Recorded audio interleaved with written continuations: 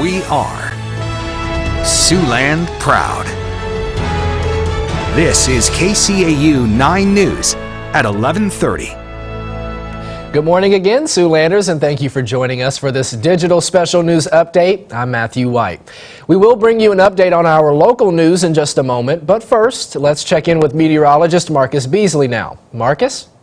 Thanks, Matthew. It's a cold start to the day, and it's going to stay cold throughout most of the day. Good news is it's not going to be as cold as what we've seen the last few days. 8 degrees now in Sioux City, 7 in Lamar's and Orange City, 10 in Cherokee as well as Carroll and Denison, and 12 degrees in both Wayne and Norfolk. We're seeing 17 in Yankton. Wind chill values outside still below zero because we are seeing some breezy conditions throughout Siouxland. Feels like -4 in Sioux City, -11 in Lamar's, -14 in Orange City, -13 in Storm Lake, and -7 in Carroll. Off to the west, Wayne at -5 for your wind chill and 2 in Yankton. Satellite radar showing those clouds to continue moving in from the west. We'll see those clouds thicken up throughout the day, so it is going to be a cloudy afternoon.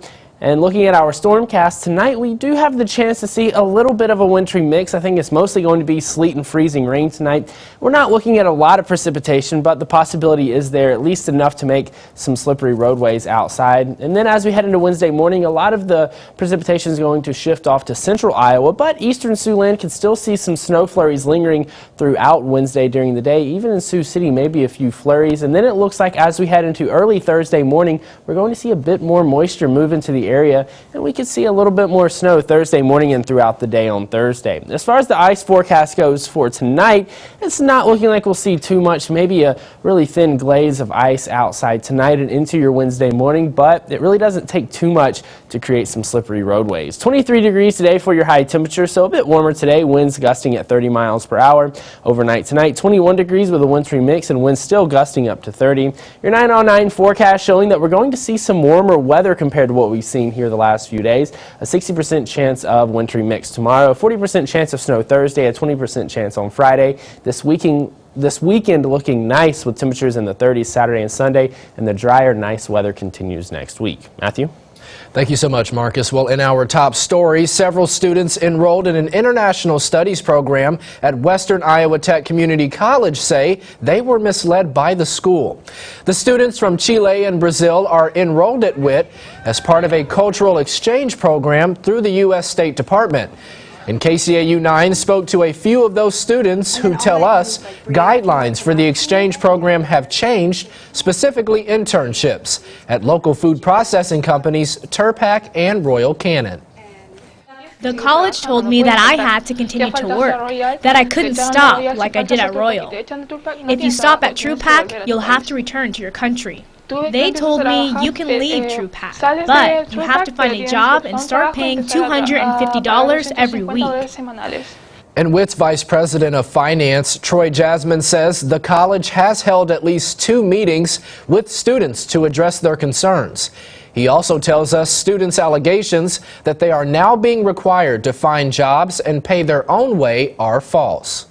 There is no truth in that. None of the students have paid 1 cent as far as for tuition fees or housing. And the college is actively working on trying to find the internships for the students so that they can continue with the program. Jasmine also says the State Department has given the college until the end of January to resolve the issue over internships. He adds that without an internship, students won't meet the guidelines of the State Department program, and they would have to return to their home countries. And new this midday, a woman charged with a deadly hit and run is now pleading guilty to 1-count vehicular homicide. 19-year-old Gonzalez Diego of Sioux City made that plea in a Dakota County courtroom just a few hours ago. And those charges are connected to a hit and run in South Sioux City in June of last year. Gonzalez Diego was accused of hitting Antonia Lopez de Ramirez while driving drunk. And de Ramirez later died from her injuries. Gonzalez now faces a maximum of 50 years in prison, and her sentencing is scheduled for March 10th. And if you're still dealing with the aftermath from last weekend's big snowstorm, you may want to listen to this. South Sioux City police have already begun to ticket and tow snowbound vehicles. According to South Sioux City Code, it is illegal to park on city streets for more than 24 hours without moving your vehicle. And if your car has been tagged for 24-hour tow, you are asked to move it as soon as possible, or it could cost you. The first big snow, when we do a lot of the tagging and the towings, people kind of start to remember, and then as snows progress, we don't get as much. There's not as many cars. And if a car is towed, the owner could face a fine and also be forced to pay a towing charge. And the wife of a man killed when the Spencer, Nebraska dam failed during last year's flooding is now suing a state utility. 71-year-old Kenny Angel went missing after the Spencer Dam failed and was officially declared dead in June of last year. In the lawsuit, Angel's wife claims the Nebraska Public Power District did not properly inspect the dam on the Niobrara River and failed to warn Angel of the dam's failure. The lawsuit asks for $5 million in damages, and a spokesperson for the utility says the Spencer Dam was never designed for flood control. Nebraska Public Power District has asked for the case to be dismissed. Well, we thank you so much for joining us for our special digital midday show.